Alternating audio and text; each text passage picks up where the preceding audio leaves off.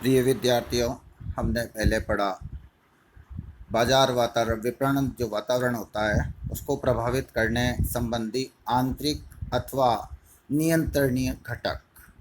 अब हम जिनकी व्याख्या करेंगे वो है इस विपणन वातावरण को प्रभावित करने वाले बाह्य घटक। अन्य शब्दों में कह सकते हैं ऐसे घटक जिन पर कि संगठन का नियंत्रण प्राय नहीं रहता। इन घटकों को भी हम दो भागों में विभक्त कर सकते हैं। एक प्रत्यक्ष घटक जो कि विपणन वातावरण को प्रत्यक्षतः प्रभावित करते हैं, और दूसरी वे घटक जो अप्रत्यक्ष रूप से विपणन वातावरण को प्रभावित करते हैं। मोटे तौर पर हम यह प्रत्यक्ष ज्ञात नहीं कर सकते कि विपणन वातावरण पर इनका कितना प्रभाव पड़ रहा है, लेकिन हाँ, इनका प्रभाव अवश्य पड़ता है, क्योंकि ये घटक विपणन वातावरण को प्रभावित इसलिए करते हैं कि विपणन में जो विभिन्न सुविधाओं की आवश्यकता होती है, जो विभिन्न प्रकार की दशाओं की आवश्यकता होती है, उसको यह वातावरण सृजित करता है। या तो वे उपस्थित होती हैं अथवा वे नहीं होती हैं। इस पर निर्भर करता है कि विपणन वातावरण सकारात्मक होगा, कम सकारात्मक होगा, अधिक सकारात्मक होगा या नकारात्मक होगा। सबसे पहले हम लेते हैं विपणन वातावरण को प्रभावित करने वाले बाह्य घटकों में प्रत्यक्ष घटक। प्रत्यक्ष घटकों में सबसे पहला है बाजार की मांग। बाजार की मांग सर्वाधिक महत्वपूर्ण एक तथ्य है या कारक है जो कि विपणन वातावरण को प्रभावित करती है। यदि बाजार में मांग हमारे प्रोडक्ट की बहुत अच्छी है, विपणनकर्ता की बाजार में उत्पाद की या सेवा की मांग बहुत अच्छी है, निरंतर है, मांग की प्रकृति ऐसी है कि वह दैनिक आवश्यकता की है, तो विपणनकर्ता पर बहुत ज़्यादा बोझ नहीं होता और विपणन पर बहुत अधिक प्रयत्न और व्यय नहीं करना पड़ता। और ये भी देखना होता है कि ये बाज़ार की जो मांग है इसकी प्रकृति कैसी है, वर्तमान में पूर्ति की तुलना में मांग कितनी कम है, कितना बाज़ार अंश जो है हम ले सकते हैं, कितना बाज़ार अंश वर्तमान में हमारे पास है, बाज़ार अंश लेने के लिए हमें क्या प्रयत्न करने पड़ेंगे, हमारी भावी मांग का क्या पूर्वानुमान हो सकता है, प्रतिस्पर्धी या प्रतिस्थानापन्न जो हमारी वस्तु अथवा सेवा के निकटस्थ हैं वे बाज़ार में कितने उपलब्ध हैं, जिससे कि यह पता लग सके कि अगर हम मूल्य वृद्धि कर देते हैं या कोई अन्य प्रयोग करते हैं उत्पाद अथवा सेवा के संबंध में, तो कहीं ऐसा तो नहीं कि हमारे वर्तमान उपभोक्ता स्थानापन्न वस्तु की ओर अग्रसर हो जाएं या प्रतिस्पर्धी उत्पाद या वस्तु की ओर अग्रसर हो जाएं। अतः बाजार मांग पर बहुत अधिक निर्भर करता है कि ये हमारा जो बाजार का भाग है वो कितना होगा, हम कितने उत्साहित रहेंगे, बाजार का वातावरण हमारे लिए चुनौतीपूर्ण है या बिल्कुल स्मूथ है, हम निरंतर उसमें आगे बढ़ सकते हैं तीव्र गति से। यह निर्भर करेगा हमारे बाजार की मांग कितनी है, उसकी प्रकृति कैसी है, प्रतिस्पर्धी उत्पाद बाजार में कितने हैं इत्यादि। दूसरा जो मेन है वह है प्रतिस्पर्धा का स्तर। अगर बाजार में गलाकाट प्रतिस्पर्धा है तो निश्चित रूप से विपणन कार्य सर्वाधिक महत्वपूर्ण हो जाता है और यह विपणन वातावरण बाजार के लिए या विपणनकर्ता के लिए बहुत ज़्यादा चुनौतीपूर्ण और नकारात्मक होता है। ऐसे वातावरण में कई बार हमें ऐसे कड़े निर्णय लेने पड़ते हैं जिसके लिए कि पेशेवर विपणनकर्ता की आवश्यकता होती है, जैसे कि मूल्य से लागत से भी कम मूल्य पर उत्पाद को बेचना, अर्थात राशिपातन करना, डंपिंग जिसे कहते हैं, या ऐसे बाज़ारों में प्रवेश करना जहां हो सकता है अगले 3-4 वर्षों तक कोई भी लाभ की गुंजाइश न हो, या वर्तमान बाज़ारों में से कुछ से वापस अपने आप को विड्रॉ कर लेना और केवल कुछ ही बाज़ारों पर फोकस करना, अर्थात अपने बाज़ार का क्षेत्र सीमित कर लेना। ये बहुत सी चीज़ें हमें देखनी पड़ेंगी कि और ये सारी चीज़ें इस बात पर निर्भर करती हैं कि प्रतिस्पर्धा का स्तर कैसा है। लेकिन प्रतिस्पर्धा को कम करने के लिए हम इस बात की भी संभावना तलाश करते हैं कि क्या हम कोई कार्टेल फॉर्म कर सकते हैं, क्या हम कोई ऐसी संधियां कर सकते हैं जिससे कि प्रतिस्पर्धा को कम किया जा सके। अगर ऐसा है तो वातावरण सकारात्मक सृजित किया जा सकता है, अन्यथा चुनौतियों का सामना करते हुए विपणन कार्य को संपन्न करना पड़ेगा। फिर तीसरा इसमें है क्रेताओं की प्रकृति एवं व्यवहार।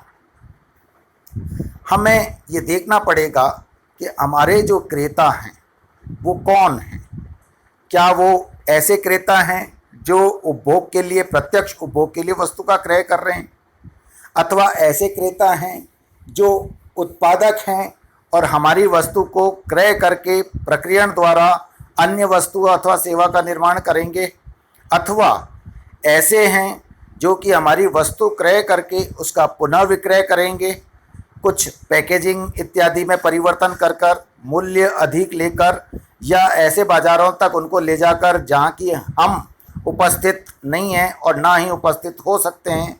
तो ऐसा अगर है तो ऐसे जो क्रेता हैं, उत्पादक और पुनः विक्रय करने वाले, वे निश्चय ही वस्तु जो हमसे क्रय कर रहे हैं वो प्रत्यक्ष उपभोग के लिए नहीं बल्कि उसका आगे चक्रण प्रक्रियण के लिए क्रय कर रहे हैं।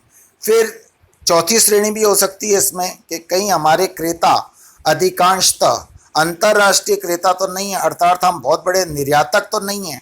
अगर हम निर्यातक हैं और हमारा माल इस प्रकृति का है कि अंतर्राष्ट्रीय बाजार में उसकी मांग काफ़ी हद तक हम पूर्ति कर रहे हैं और लंबे समय तक हमें चुनौती की कोई आशा नहीं है, तो ऐसा बाजार बहुत सकारात्मक है, बहुत स्मूथ है और इसमें विपणन वातावरण बहुत ही सहज और उत्साहवर्धक रहेगा।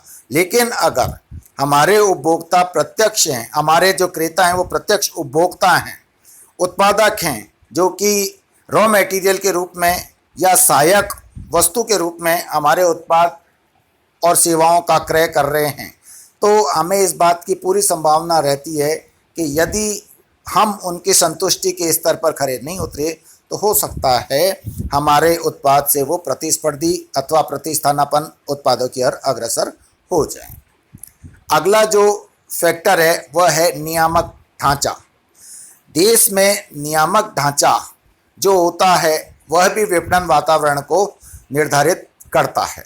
अगर बहुत ज़्यादा नियम सख्ती हैं, बहुत ज़्यादा प्रतिबंध हैं, तो विपणनकर्ता के पास अपनी व्यूह रचनाओं को बनाने, उनका नियोजन करने, उनको क्रियान्वित करने के लिए बहुत ज़्यादा स्वतंत्रता नहीं रहेगी। ऐसी स्थिति में विक्रय वातावरण जो होगा वह संकीर्ण प्रतिबंधात्मक होगा। लेकिन यदि नियामक ढांचा उदार है, स्वतंत्र प्रतिस्पर्धा की अनुमति देता है, स्वतंत्र अर्थव्यवस्था की धारणा पर चलता है, तो फिर हम विपणन वातावरण को सकारात्मक मानेंगे और फिर हम में जितना क्षमता होगी, हम में हमारी जितनी कुशलता होगी, उतना हम बाज़ार में विक्रय कर पाएंगे। ऐसी स्थिति में जो विपणन वातावरण है वह सकारात्मक माना जाएगा। यद्यपि चुनौती होगी, लेकिन उस चुनौती का मुकाबला करना ही विपणन कार्य है, तो ऐसा वातावरण सकारात्मक माना जाएगा। उदारीकरण के बाद से नियामक ढांचे में काफ़ी छूट दी गई है और अब हम नियोजित अथवा नियंत्रित अर्थव्यवस्था से स्वतंत्र अर्थव्यवस्था की ओर अग्रसर हो रहे हैं। राजकीय नीतियाँ समय समय पर, जैसे आयात निर्यात नीति है, उत्पादन संबंधी नीति है, राजस्व संबंधी नीतियां हैं, कराधान संबंधी नीतियां हैं, औद्योगिक नीति है, लाइसेंसिंग पॉलिसी है, ये सब नीतियां विपणन वातावरण को निर्धारित करती हैं और इसके आधार पर ही विपणन वातावरण सकारात्मक, बहुत ज़्यादा निर्बाध, बहुत ज़्यादा उत्साहवर्धक अथवा निराशाजनक और नकारात्मक भी हो सकता है। आपूर्तिकर्ता और आपूर्ति की निरंतरता। हमारे आपूर्तिकर्ता कौन हैं, किन शर्तों पर वह आपूर्ति कर रहे हैं, क्या आपूर्तिकर्ता विश्वसनीय हैं, निरंतर आपूर्ति को सुनिश्चित कर रहे हैं, आपूर्तिकर्ता हमारे स्वदेशी हैं या अंतर्राष्ट्रीय हैं, क्या ऐसा तो नहीं है कि अंतर्राष्ट्रीय संधियों और संबंधों पर इन आपूर्तिकर्ताओं से निरंतर आपूर्ति सुनिश्चित होना निर्धारित होगा। अगर ऐसा है तो यदि देशों में या अंतर्राष्ट्रीय वातावरण नकारात्मक होता है तो विपणन वातावरण पर भी इसका प्रभाव पड़ेगा। और यदि ऐसा नहीं है और हमारे स्वदेशी हैं आपूर्तिकर्ता और निरंतर आपूर्ति बहुतायत में हमें मिलती रहती है तो हम निश्चित भाव से विपणन कार्य कर सकते हैं, क्योंकि कभी भी पूर्ति में अवरोध इस कारण से नहीं आएगा कि आपूर्तिकर्ताओं की ओर से हमें माल की निरंतर आपूर्ति नहीं हुई। मध्यस्थ श्रृंखला की उपलब्धता एवं प्रभावशीलता। मध्यस्थ श्रृंखला से तात्पर्य यह है कि उत्पादक से अंतिम उपभोक्ता तक या ग्राहक तक हम माल जिन मध्यस्थों के माध्यम से पहुंचाते हैं वो मध्यस्थ श्रृंखला कहलाती हैं। ये दो प्रकार की हो सकती है, थोक एवं फुटकर। फुटकर में आप देखते हैं विभागीय भंडार हैं, बहुसंख्यक दुकानें हैं, कोऑपरेटिव स्टोर्स हैं, सुपर बाजार हैं, अनऑर्गेनाइज सेक्टर है जैसे असंगठित ये दुकानें होती हैं, थड़ियाँ होती हैं। इसी प्रकार से थोक में थोक व्यापारी हो सकते हैं, वितरक हो सकते हैं, कमीशन एजेंट हो सकते हैं। तो हमारे देश में मध्य श्रृंखला पहली बात तो उपलब्ध है या नहीं, उन बाज़ारों में उपलब्ध है या नहीं जिनमें हम अपना जो बाजार अंश है वो प्राप्त करना चाहते हैं और विक्रय करना चाहते हैं, विपणन करना चाहते हैं। वहाँ अगर है विपणन वो मध्य श्रृंखला, तो वो मध्य श्रृंखला कितनी प्रभावशाली है, कितनी कुशल है, और क्या उस मध्य श्रृंखला का प्रयोग करते हुए हम अपना बाजार बढ़ा सकते हैं, हम निरंतर बढ़ती हुई मांग की अपेक्षा के अनुरूप पूर्ति सुनिश्चित कर सकते हैं। ये सब बातें हमारे विपणन वातावरण को निर्धारित करती हैं। और अन्य जो है इसमें फैक्टर वो है जन प्रतिक्रिया। जन प्रतिक्रिया में बहुत सी हैं। जन प्रतिक्रिया में समाज की प्रतिक्रिया, ग्राहकों की प्रतिक्रिया, सरकार की प्रतिक्रिया, पूर्तिकर्ताओं की प्रतिक्रिया, हमारे जो आलोचक हैं, प्रतिस्पर्धी हैं, उनकी प्रतिक्रिया, व्यापार संघों की प्रतिक्रिया, ये सब चीज़ें इस बात का निर्धारण करेंगी कि विपणन वातावरण हमारे लिए कैसा है।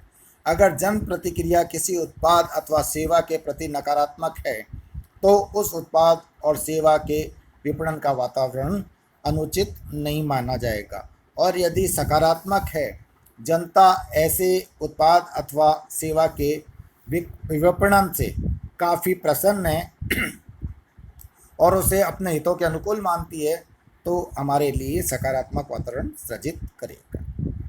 अब बाह्य वातावरण के जो घटक होते हैं, हम लेते हैं उसका दूसरा पक्ष या दूसरे प्रकार के तत्व अथवा कारक। ये हैं अप्रत्यक्ष। अप्रत्यक्ष अर्थात हम इसको ऐसे भी कह सकते हैं जो व्यष्टि स्तर पर नहीं है, अर्थात निचले स्तर पर नहीं पाए जाते हैं, इंडिविजुअल ग्राहक के स्तर पर नहीं, इंडिविजुअल पूर्तिकर्ता के स्तर पर नहीं, बल्कि ये मैक्रो लेवल पर, समष्टि स्तर पर पाए जाते हैं। जैसे हमारी जनसंख्या की संरचना। जनसंख्या की संरचना इस बात पर, जनसंख्या की संरचना पर बहुत निर्भर करता है कि हमारा भावी बाजार विपणन वातावरण कैसा होगा। जनसंख्या की संरचना से तात्पर्य है कि जनसंख्या में विभिन्न आय वर्गों के व्यक्ति जो हैं उनका अनुपात क्या है। जैसे अल्प आय वर्ग के कितने हैं, मध्यम आय वर्ग के कितने हैं, उच्च आय वर्ग के कितने हैं। ऐसे ही आयु के आधार पर बच्चे कितने हैं, युवा कितने हैं, वृद्ध कितने हैं। लिंग के आधार पर महिलाएं कितनी हैं, पुरुष कितने हैं, शहरी लोग ज़्यादा हैं या ग्रामीण परिवेश के ज़्यादा हैं। क्योंकि हमारी वस्तु अथवा सेवा इनमें से जिस प्रकृति के ग्राहकों के अधिक अनुकूल है, जिनकी आवश्यकताओं की संतुष्टि करती है, अगर वो वर्ग जनसंख्या में प्रचुर मात्रा में है और उस वर्ग के जनसंख्या में अनुपात अच्छा है तो हमारे लिए विपणन वातावरण अधिक सकारात्मक होगा। अन्यथा अगर हम जिस वर्ग विशेष के लिए अपना उत्पाद अथवा वस्तु प्रस्तुत कर रहे हैं, अपना उत्पाद वस्तु अथवा सेवा प्रस्तुत कर रहे हैं, वो जनसंख्या में बहुतायत में नहीं है, तो हमें बाजार शेयर, बाजार अंश प्राप्त करने के लिए विपणन में बहुत ज़्यादा चुनौतियों का सामना करना पड़ेगा और हमारे लिए वातावरण चुनौतीपूर्ण होगा। हमारे देश की आर्थिक प्रणाली क्या है? जैसे नियोजित अर्थव्यवस्था हमने जो 1991 तक अपनाई थी, वो जो आर्थिक प्रणाली थी वो नियंत्रणकारी थी। उसमें बहुत ज़्यादा लाइसेंस संबंधी नियंत्रण, औद्योगिक नियंत्रण, विभिन्न नीतियों के माध्यम से नियंत्रण थे। लेकिन अब जो हमारी आर्थिक प्रणाली है, उस आर्थिक प्रणाली में हम स्वतंत्र अर्थव्यवस्था की ओर अग्रसर होने की प्रवृत्ति रख रहे हैं। और स्वतंत्र अर्थव्यवस्था का तात्पर्य सब स्वतंत्र रूप से प्रतिस्पर्धा की छूट, और स्वतंत्र प्रतिस्पर्धा की छूट का तात्पर्य है हमारे लिए विपणन वातावरण यद्यपि चुनौतीपूर्ण है लेकिन सकारात्मक है।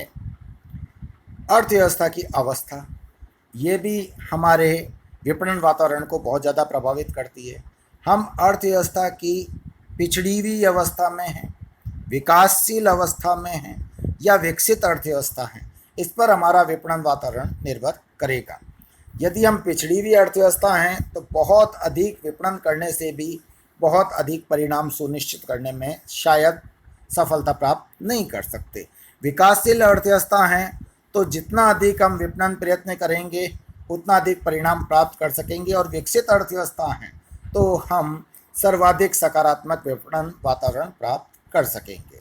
इसी प्रकार से हमारी जो सांस्कृतिक और सामाजिक वातावरण है वह भी इस बात को निर्धारित करेगा कि हमारा जो विपणन वातावरण है वह किस प्रकार का होगा। सामाजिक आर्थिक में आप ये देख सकते हैं कि हमारे जो मूल्य सिस्टम है, यानी हमारी जो प्रणालियां हैं, मान्यताएं हैं, वो क्या हैं, मानदंड क्या हैं। हम अगर एक सांस्कृतिक धरोहर को सुरक्षित रखना चाहते हैं, अपने मूल्यों से समझौता नहीं करना चाहते, तो हम विपणन से बहुत ज़्यादा प्रभावित नहीं होंगे, परंपराओं से बहुत ज़्यादा प्रभावित होंगे। ऐसी दशा में विपणन वातावरण संकुचित माना जाएगा। हमारे धार्मिक आस्थाएं क्या हैं, हमारे रीति रिवाज और परंपराएं क्या हैं, हमारी जीवन शैली, जीवन स्तर और जीवन का किस्म क्या है। हम जीवन शैली ऐसी है जो भौतिकवाद की ओर अग्रसर हैं, या हम आध्यात्म की ओर ज़्यादा अग्रसर हैं और भौतिकवाद पर कम ध्यान देते हैं।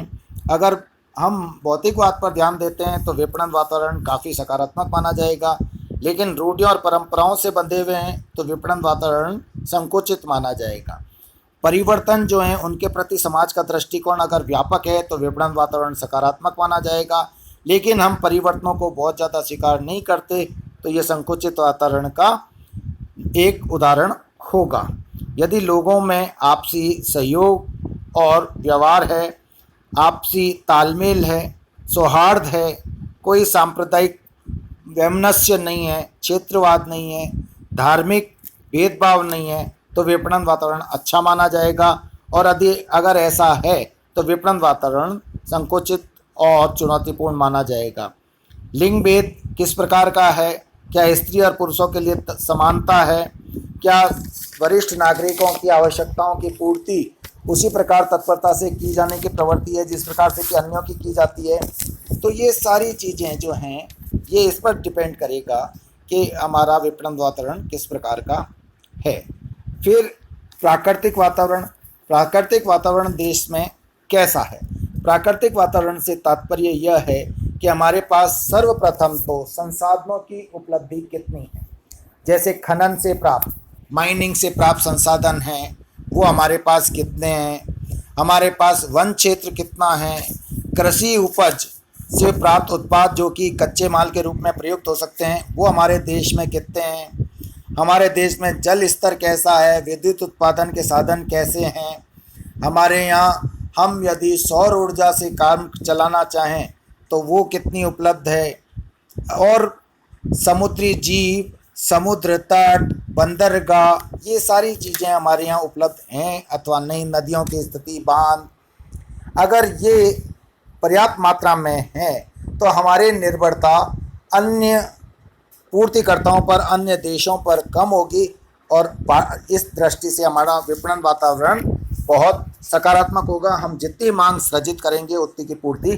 कर पाएंगे, अन्यथा हमें विपणन वातावरण को चुनौतीपूर्ण और संकुचित मानना पड़ेगा अगर हमारे पास संसाधन पर्याप्त नहीं है तो। फिर हमारे यहाँ जलवायु किस प्रकृति की है, हमारे यहाँ प्राकृतिक स्थितियाँ कैसी हैं, कहीं बहुत ज़्यादा प्रलय तो नहीं आती है, भूकंप तो नहीं आते हैं, बाढ़ तो नहीं आती हैं, सूखा तो नहीं पड़ता है, हमारे यहाँ कहीं ऐसा तो नहीं है टॉर्नेडो टाइप के तूफान आते रहते हों, लावा आता रहता हो, ज्वालामुखी फटने की संभावनाएं हों। अगर ऐसा किसी देश में पाया जाता है तो फिर ये वातावरण विपणन का इसलिए अनिश्चित और चुनौतीपूर्ण हो जाता है, नकारात्मक हो जाता है कि हमें सचेत होकर विपणन कार्य करना पड़ता है, क्योंकि संभव है कि इन प्राकृतिक अवस्थाओं के उत्पन्न होने पर हमारा विपणन नियोजन फेल हो जाए, हम उस समय सक्षम नहीं हो पाए अपने लक्ष्यों की पूर्ति में। इसी प्रकार से हम ये भी देखते हैं कि प्राकृतिक संसाधनों के वितरण के लिए राजकीय नीतियाँ किस प्रकार की हैं। इसके अलावा जो नेक्स्ट पॉइंट है वो है राजनीतिक स्थिरता। राजनीतिक स्थिरता किसी भी देश में औद्योगिक व्यावसायिक वातावरण को निर्धारित करने में बहुत बड़ी भूमिका का निर्वाह करती है।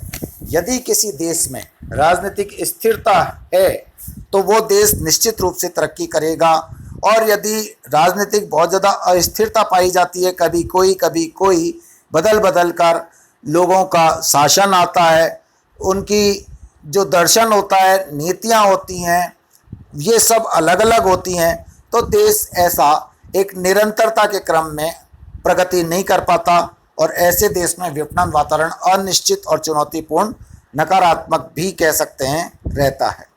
चीन भारत की तुलना में जो इतना ज़्यादा आर्थिक प्रगति कर पाया, उसका एक बहुत बड़ा कारण यह है कि वहाँ राजनीतिक स्थिरता शुरू से रही है। वहाँ कभी भी ऐसी आर्थिक प्रणालियों के लिए कोई भी स्थान नहीं रहा जो वर्तमान प्रणाली को चुनौती दे सकें। राजनीतिक रूप से ऐसा कभी भी नहीं रहा कि अस्थिर वातावरण रहा, जिसकी वजह से कि देश में आर्थिक नीतियाँ और नियम लागू करने में कठिनाई हो, उनके बनाने में कठिनाई हो, उनमें मौलिक परिवर्तन दृष्टिगत हों। और जब हम एक ही सरकार के साथ, एक से दर्शन वाली सरकार के साथ लंबे समय तक निर्वाह करते हैं, तो एक खाका जो आर्थिक विकास का हम खींचते हैं उसको प्राप्त कर पाते हैं, और ऐसा अगर कर पाते हैं तो विपणन वातावरण बहुत ज़्यादा सकारात्मक होता है, क्योंकि व्यवसाय और अर्थव्यवस्था के लिए ये बहुत ही ज़्यादा उत्साहवर्धक होता है। इसके बाद हम देखेंगे राजनीतिक वातावरण के बाद कि तकनीकी वातावरण क्या है।